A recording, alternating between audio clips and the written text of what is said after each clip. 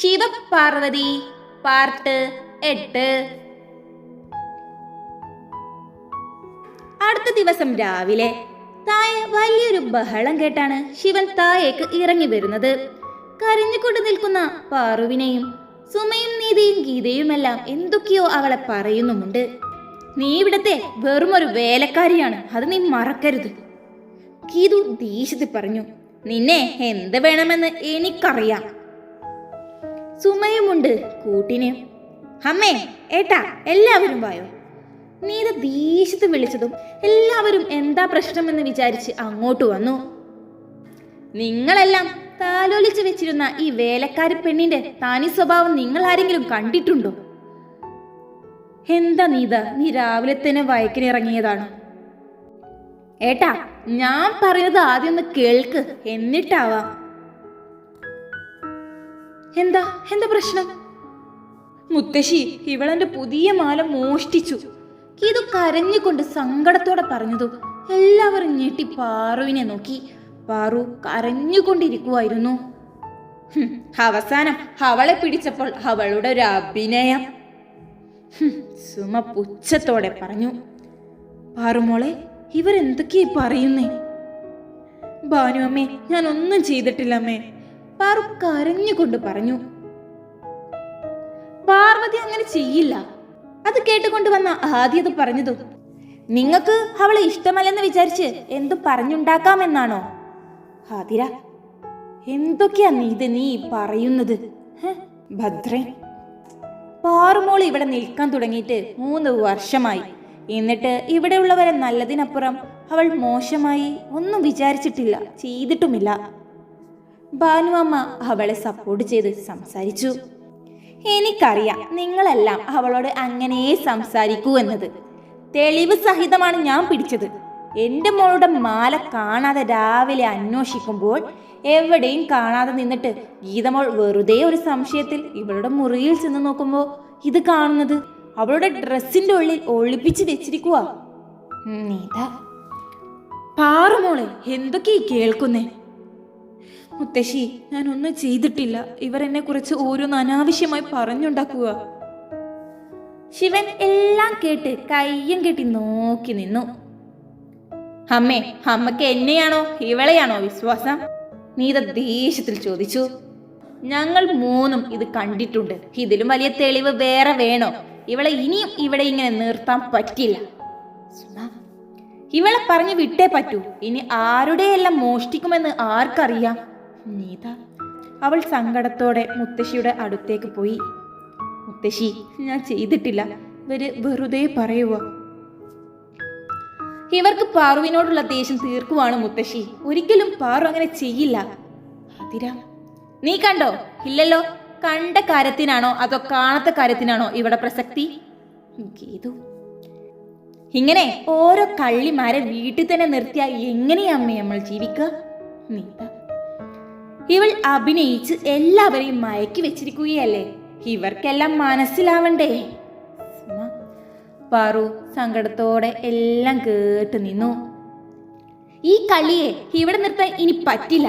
അതെങ്ങനെ പല തെണ്ടി ഫാമിലിയിൽ നിന്നും ഉള്ളവരെ വലിയ തറവാട്ട് വീട്ടിലേക്ക് പണിയെടുക്കാൻ വിളിച്ച ഇതിന് ഇവളുടെ തന്തയും തള്ളയുമെല്ലാം പല കള്ളന്മാരുമാണോന്ന് ആര് കണ്ടു?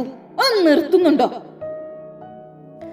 അത്രയും നേരം എല്ലാം കേട്ട് സങ്കടത്തോടെ നിന്നിരുന്ന പാറു ഇത് കേട്ട് ദേഷ്യത്തോടെ അവരുടെ മുമ്പിൽ ചെന്നുകൊണ്ട് പറഞ്ഞതും അവർ പോലും ഒന്ന് ഞെട്ടി. അവർ മാത്രമല്ല, എല്ലാവരും. ആദ്യമായിട്ടാണ് അവളെ ഇങ്ങനെ ദേഷ്യത്തിൽ കാണുന്നത്. പക്ഷേ ആതിരയുടെ ചുണ്ടിൽ ഒരു പുഞ്ചിരി വിരിഞ്ഞു. എൻ്റെ അമ്മയെയും അച്ഛനെയും പറയാൻ നിങ്ങളാരാ? എൻ്റെ അമ്മയും അച്ഛനും ആരാണെന്നും എന്താണെന്നും എനിക്കേ അറിയൂ, എനിക്ക് മാത്രം.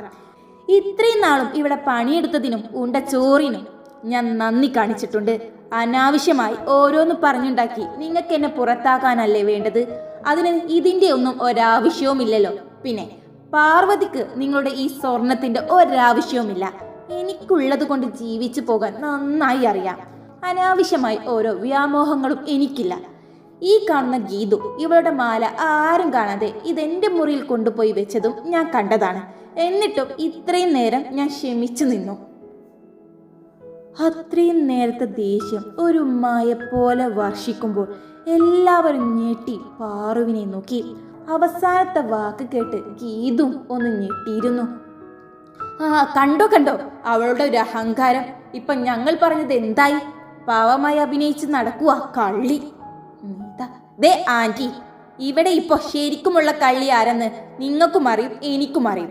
പിന്നെ നിങ്ങളായി എന്നെ കൊണ്ട് പറയിപ്പിച്ചതല്ല. അമ്മേ, ഇവളെ ഇവിടെ നിർത്താൻ പറ്റില്ല. നീതേ, മിണ്ടാതെ നിൽക്ക്. ഈ കള്ളി പറയുന്നതാണോ അമ്മക്ക് വിശ്വാസം? അപ്പോ നീത, ഇവിടെ ആരാണ് കള്ളി എന്നൊക്കെ എല്ലാവർക്കും മനസ്സിലായിട്ടുണ്ട്. അതിര, അനാവശ്യമായി ഇവിടെ ഒരു ഇഷ്യൂ ഉണ്ടാക്കേണ്ട എന്ത് കാര്യമാണ് ഇവിടെ ഉണ്ടായിരുന്നത്? ആദ്യ ദേഷ്യത്തിൽ ചോദിച്ചു. അതേടാ, ഞങ്ങൾ തന്നെയാണ് അത് അവളുടെ മുറിയിൽ കൊണ്ടുപോയി വെച്ചത്. അവളെ ഇവിടെ നിർത്താൻ പറ്റില്ല, അതുകൊണ്ട് തന്നെയാണ്. അവളെ ഇനി ഇവിടെ നിന്ന് ഇറക്കി വിട്ടേ പറ്റൂ. സുമ, നീ പ്രശ്നമുണ്ടാക്കാൻ നിൽക്കേണ്ട.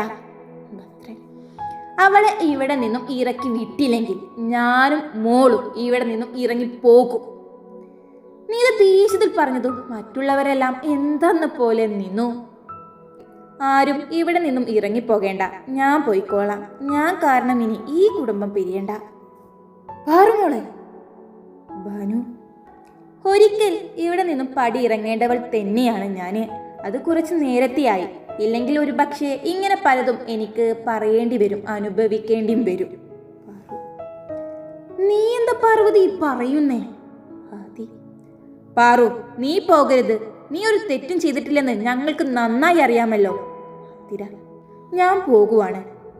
ഇവിടെ ഞാൻ നിൽക്കുന്നത് ഒരു പക്ഷേ ഞാൻ അവിടെ നിൽക്കുന്നത് ശരിയാവില്ല. പാറു അതും പറഞ്ഞ് അവളുടെ മുറിയിലേക്ക് പോയി. ഗീതുവിൻ്റെയും നീതിയുടെയും സുമന്റെയും ചുണ്ടിൽ ഒരു പുഞ്ചിരി വിരിഞ്ഞു. അവർ സന്തോഷത്തോടെ പരസ്പരം നോക്കി. ശിവൻ അപ്പോഴും എല്ലാം കേട്ട് അതേ നൃത്തം തന്നെയായിരുന്നു.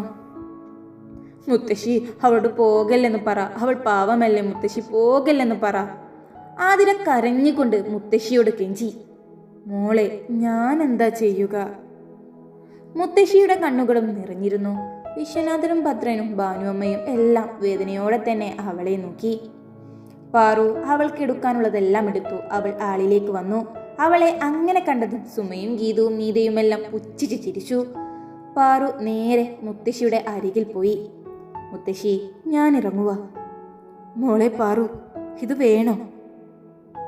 അതെ, ഞാൻ ഇവിടെ നിന്നാൽ നിങ്ങളെല്ലാം പരസ്പരം വേദനയോടെ പിരിയുന്നത് ഒരു പക്ഷേ എനിക്ക് കാണേണ്ടി വന്നേക്കാം. പാറു, ഞാൻ പോകുവാണ്. അവൾ അതും പറഞ്ഞ് അവിടെ നിന്നും എണീറ്റു. മോളെ, നീ ഇവിടെ നിന്നും എങ്ങോട്ട് പോകുവാനാ? എനിക്ക് പോയ പറ്റുമെങ്കിൽ ആരുമില്ലാത്തവർക്ക് ദൈവം കാണും തുണയായിട്ട്. എൻ്റെ മോൾ തന്നെയായിരുന്നു നീ. നീ ഇങ്ങനെ പോകുവാണെന്നെല്ലാം പറയുമ്പോൾ സഹിക്കുന്നില്ല ഭാനുവമ്മ. എൻ്റെ അമ്മ തന്നെയായിരുന്നു നിങ്ങൾ എനിക്ക്. ഇവിടെ നിന്നും പോകുന്നതിൽ എനിക്കും ഒത്തിരി സങ്കടമുണ്ട് പാറു. മോളെ, നീ ഇവർ പറയുന്നതെല്ലാം കേട്ട് പെട്ടെന്ന് ഇങ്ങനെ ഒരു തീരുമാനം വേണ്ടായിരുന്നു. ഇത് പെട്ടെന്നെടുത്തതല്ല. ഇവിടെ നിൽക്കുമ്പോൾ പല പ്രാവശ്യം ഞാൻ വിചാരിക്കുന്നത് തന്നെയായിരുന്നു പാറു. മോളെ, നീ ഇതെങ്ങോട്ട് പോകുമെന്ന് വിചാരിച്ച ഇങ്ങനെയെല്ലാം തീരുമാനമെടുത്തത്? മുത്തശ്ശി, എന്നായാലും ഒരു ദിവസം ഞാൻ ഇവിടെ നിന്നും ഇറങ്ങും. അതുപോലെ എവിടേക്കെങ്കിലും ഞാൻ പോകും. പോകേണ്ടവർ പോകണം അമ്മേ. അമ്മയൊന്നും മിണ്ടാതെ നിൽക്ക്. നീ ഇത് ദേഷ്യത്തിൽ മുത്തശ്ശിയോട് പറഞ്ഞതും അത് കേട്ട മുത്തശ്ശി അവളെ ദേഷ്യത്തിൽ നോക്കി നിന്നു. പാറു, എന്തിനാ ഇങ്ങനെയൊക്കെ പറയുന്നേ? പോവല്ലേ?